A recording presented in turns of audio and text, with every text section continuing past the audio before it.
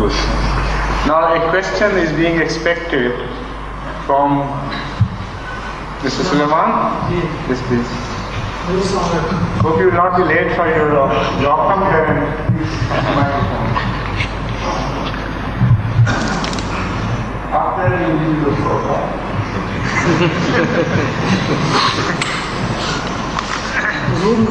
I don't come much.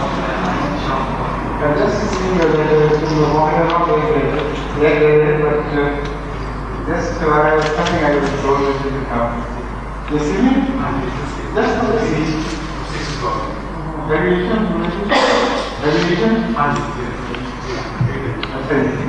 हुजूर की खिदमत में अर्ज़ है कि जब से हज़रत मुस्लिम मौद रज़ी अल्लाह तआला अन्हु ने अल-फज़ल जारी फरमाया है, अखबार की पेशानी पर लिखी हुई अरबी की ये आयात होती हैं।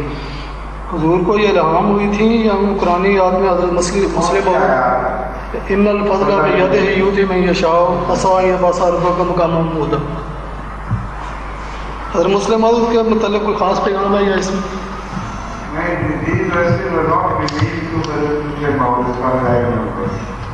They were chosen from the Holy Quran because the name was Al-Fazl, and these verses were related to the subject of Fazl, not Sayyid Fazl Ahmad.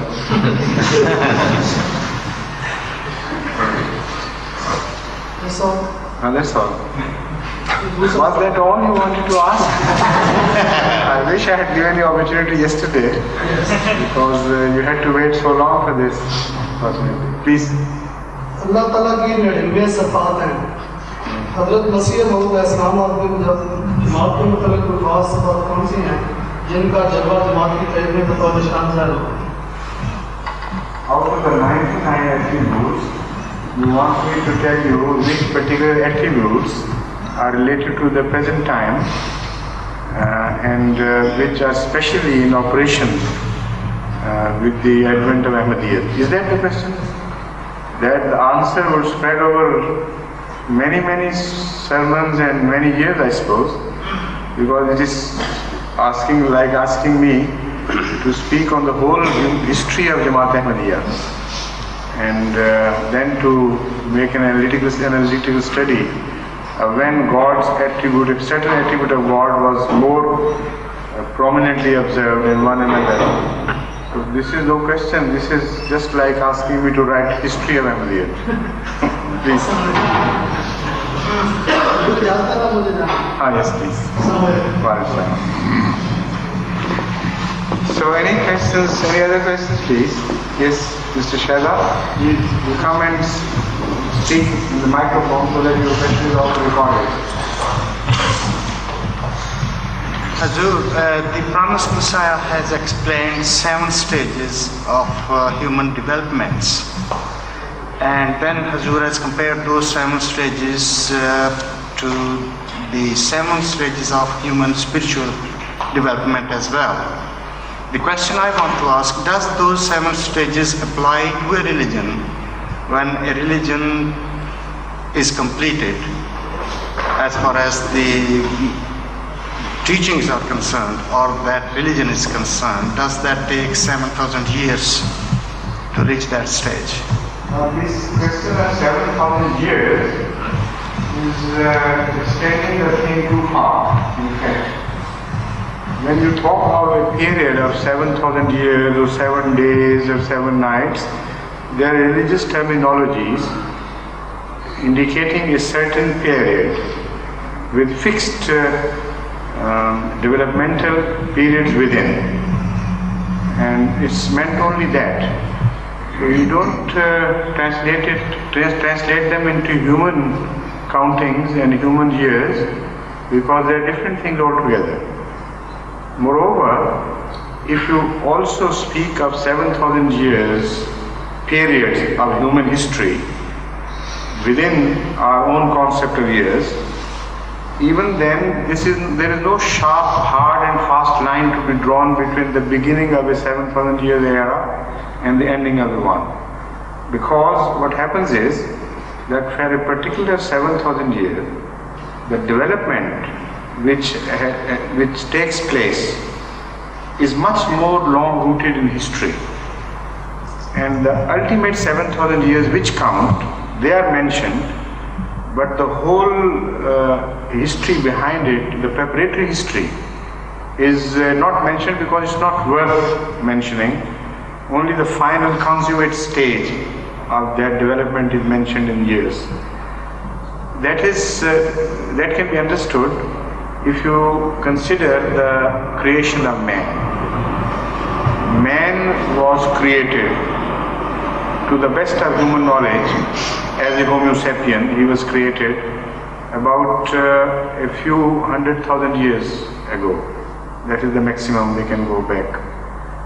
While all that took for the preparation of man was so large in comparison to the creation of man itself, that the age of this world and its development is 4.5 billion or thereabout. 4.5 billion years. So the scientists compare it, those who know mathematics, in the form of 24-hour watch. They say, suppose this 4.5 billion period is concentrated into 24 hours, then the creation of man would be placed somewhere in the last second of the 24 hours. That is the comparison. So all that is important is man, not the period behind, because that period was created only for the creation of this ultimate purpose of creation, that is man. So that which was most important took the shortest period. So when they speak of 7,000 religious years in human history, all that is meant is that all the important period of religious history comprised 7,000 years. Before that, whatever it was, of course there were human beings, but the period before this was not worthy of mention. It is only meant that, nothing more. So don't conceive a very narrow concept of human race, as if to whom man has been created for the last 6,000 or 7,000 years, and the human race would end after 6,000, 7,000 years. The decay also, that is the aftermath of a period, takes very long. The period itself sometimes is much shorter than the decadent period which follows, and that may be spread over many, many thousand years.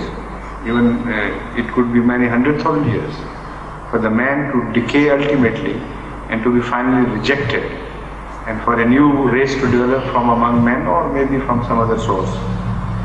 So that is what is meant by Hazrat Masih Maud Islam, the founder of the Ahmadi community, when he speaks on this subject in terms of years. Have you received the answer, or have I been? No, because I've been speaking on quite something different, I suppose. No, Yes. same. I've been on the subject all the time. I have grasped the subject. Yes, but that is not what you wanted to find out. That's right. That's what I'm saying. The Brahmins Messiah has specifically mentioned 700 years. So For a race to end, or in its duration. This is what I've been trying to tell you, that when man has reached the consummate stage of his final creation and has completed the purpose of his life, that would happen by the end of 7,000 years. But after that, man will continue to live. So will religion. But it would not be worthy of mention, because then man would have been rejected. Having served his purpose and having gone astray once again after reaching the ultimate of purpose, then the man would be rejected. So that period after that 7,000 years is not mentioned, as the period before is not mentioned either. So by drawing that analogy, I was trying to make you understand that this is what happens, and 7,000 years have no sharp edges, neither in the beginning nor at the end. You may not be satisfied, but this is the answer. I thought as perhaps the promised Messiah meant that at the end of those 7,000 years, the whole thing will end, and then God. No, that is not at all what he meant. 7,000 years would be the period by which one final global religion would have gained its influence over the whole world, would be accepted as such. Not only that, at the end of 7,000 years, according to the Prophet Messiah, having completed this circle, it would have entered the period of decay. So, from then on, he doesn't speak of man as such, because the man has then ultimately started the downward journey and is beginning to go into oblivion. So that is why 7,000 years are mentioned and not the period following it. As the period preceding 7,000 years, which is, as you know, is very much in existence, has been in existence, has never been mentioned. Why? Because that was not worthy of mention. I guess I should come and say goodbye. Yes, please. Shall I?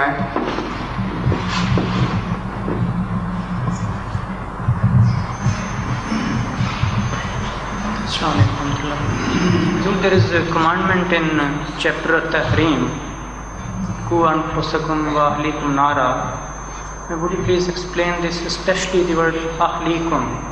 And secondly, there are certain Quranic prayers about the upbringing of offspring. For instance, Rabbana hablana min azwajina and Rabbi habli min ladunka zurriyatan tayyibatan wa aslih fi zurriyati. Now my question is that we find that the offspring of certain highly spiritual persons and they turn out to be unrighteous. What could be the reason? Is it that because of certain negligence or due to lack of spiritual training? First question first, please. Yes, please. The first was, please explain the verse 2 especially the word ahlikum. Does it mean? Now, what is the confusion? Let me first know what is the confusion, if any, in your mind about ahlikum. It's a simple word to be easily understood by everyone. So, why particularly you are laying stress on this ahlikum? Does it only mean the children of the family or No. the whole family or entire family? The entire family under the guidance or protection or patronage of a person is largely speaking called ahl. So all the members of the family, even the servants if there are any, they would be under ahli, within the scope of ahli. So for which a certain person is responsible, who fall under his influence. The man is held responsible for all those who fall under his influence. And this word ahli is a very broad term used here in this context. So we can take the community as a whole as well. Of course, when the Quranic Kareem itself tells us, وَوَجَدَكَ عَائِلًا فَأَغْنَى, we found you a man with a very large family. So we we provided you with enough to look after them. Here, it is not his own family which is mentioned at all. Here it is mentioned that you have given you a very large following. That is your family. So that is used in very broad sense in the Holy Quran itself. This is why by al we always interpret al as indicating the whole of the ummah, whole of the followers, of the true followers of Muhammad, not only his blood relations. Is that all? Yes. And now the second question, please. The second question regarding various Quranic prayers, regarding the upbringing of offspring spiritually. We find that the highly righteous person. Sometimes it so happens that a righteous person is so unfortunate that his son or daughter or some of his sons or daughters go astray and do not follow the path of the parents. Now this is a very complex question because it is a question about generalities, and the situations change from place to place and family to family, and no single answer can be given as to the true real reasons behind that going astray of the offspring, having been born provided the best of atmosphere. Now this changes. For example, in certain areas, in the past experience of Ahmadiyya, I particularly observed that the offsprings of very pious parents, or very pious Ahmadi men, I should say, had gone astray and ultimately broke their relation and contact with the community. For example, it is applicable to Bengal, Bangladesh in particular. It is also applicable to Northwest Frontier Province to a large extent. There was a time when very important and influential families had accepted Ahmadiyya, or their elders had accepted Ahmadiyya. And the Ahmadiyya spread like anything. It almost captured the imagination of the entire population, that is the nobles among them, the leaders among them. For example, in Northwest Province, you will find hardly a family whose elders had not accepted Ahmadiyya. But unfortunately, in most cases, if not all, of course not all, but in many cases, we found later on that the children became very much disinterested. Now, when I analyzed this situation through membership to Damal Ahmadiyya once, it was many years ago. I employed Damal Ahmadiyya, Qaideen, etc. when I happened to be a Sadr, and I told them to investigate each case. Particularly, I wanted an answer to the question whether the mother of such families were also Ahmadis or non-Ahmadis.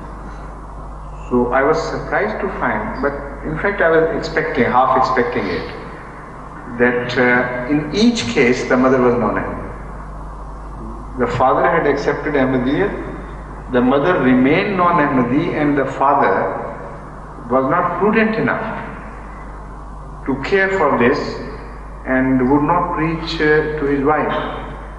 Now, that was my first impression, that how imprudent of him to have neglected the wife and ultimately to have lost the whole family. Then later on I investigated further, and those of the fortunate families who had both the parents as Ahmadis, I contacted with them. And one family member who already had,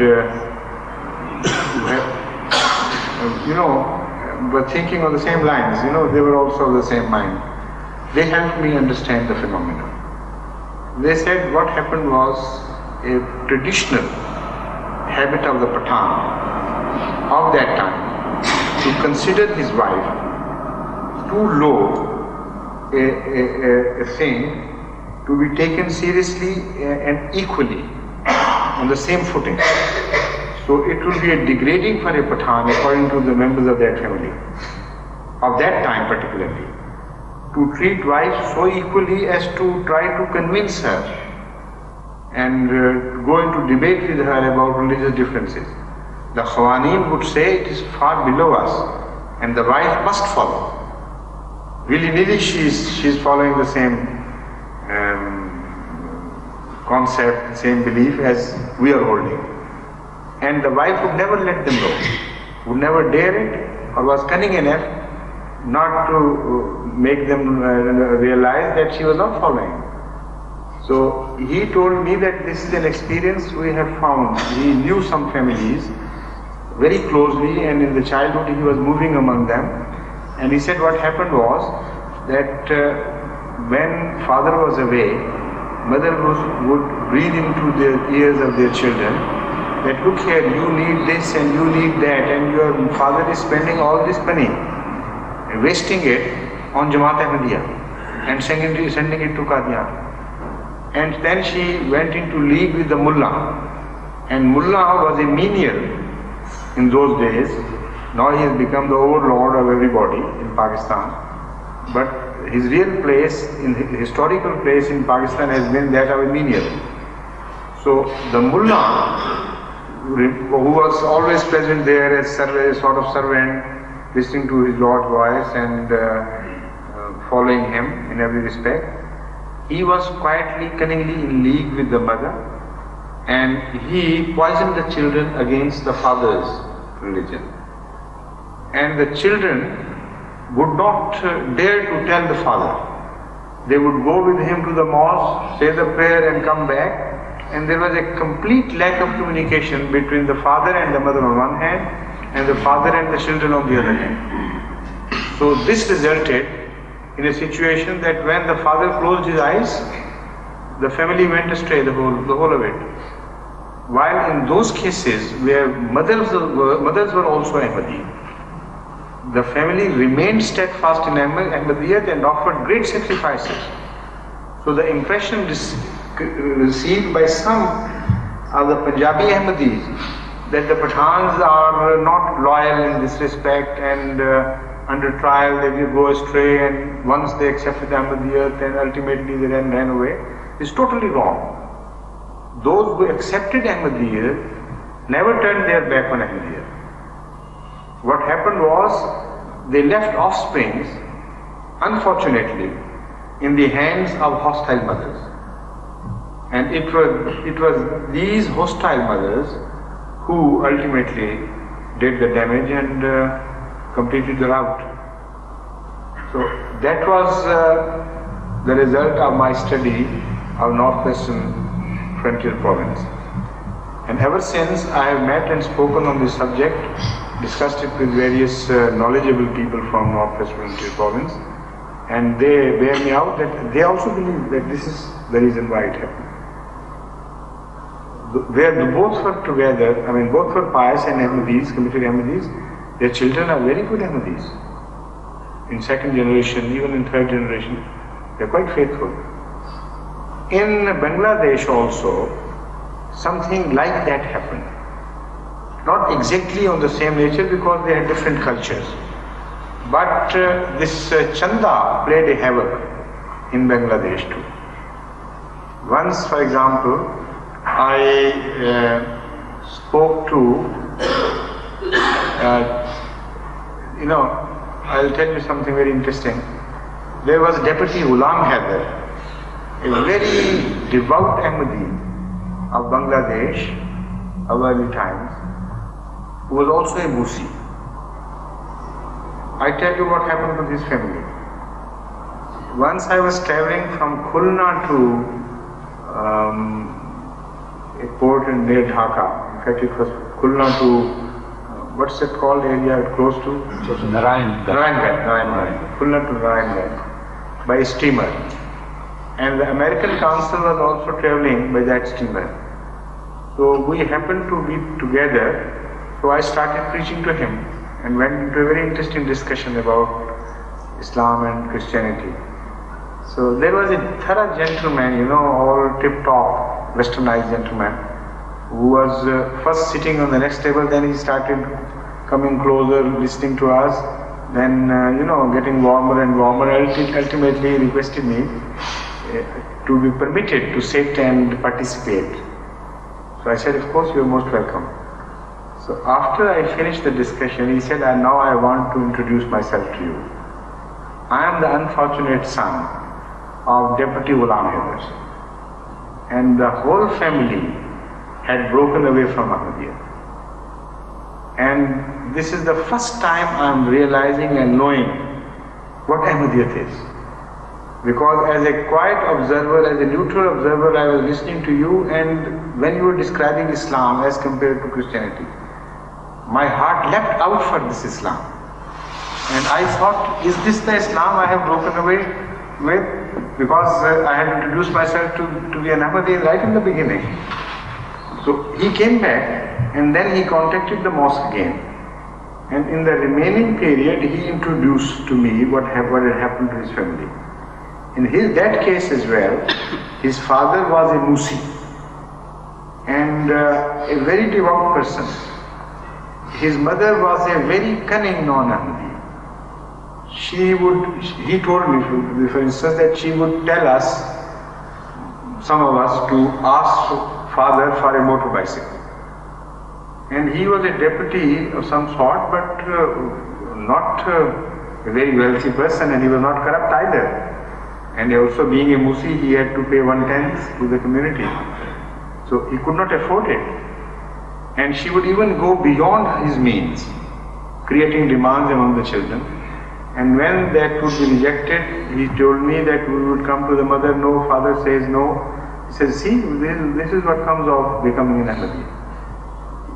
They are very treacherous people, these Ahmadis. They suck the money out like leeches, suck the blood of human beings, and they leave nothing for the poor children, and they are deprived of everything, and so on and so forth. So he said that we started getting reaction within us, developing reaction so strong that when the moment our father closed his eyes, we turned away from Ahmadiyya and we did not pay anything by way of his will. With the result that he was not buried as a Musi. And when he told me that, he was almost crying. He said, now I feel deep guilty conscience. What we did to our father. But unfortunately, this is my story. So then I asked Maulvi Muhammad Sahib to further investigate, and his finding was exactly the same. That in most cases, it was a difference between the religious views of the mother and the father which created this unfortunate situation.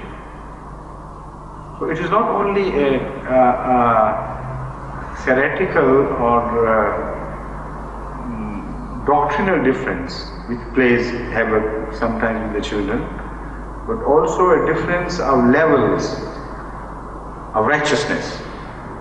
Sometimes mothers are more righteous, and it is the fathers who have bad influence on the family. And it's a law of science that things must follow the path of least resistance, like electricity, like other forces of nature.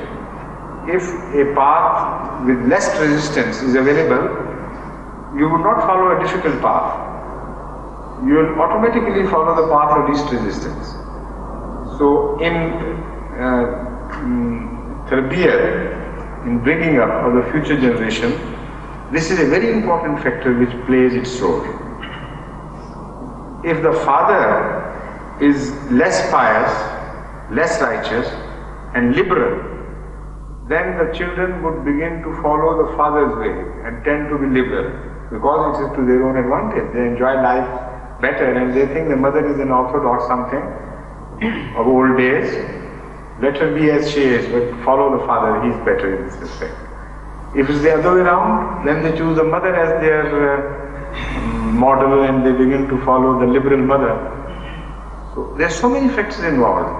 How can I answer your question to the full? Because the situations are so much and so many and varying, that from family to family we'll have to analyze and find out the reasons why this happened. One last question and then the prayer, please. Will you ask a question, please? Come forward.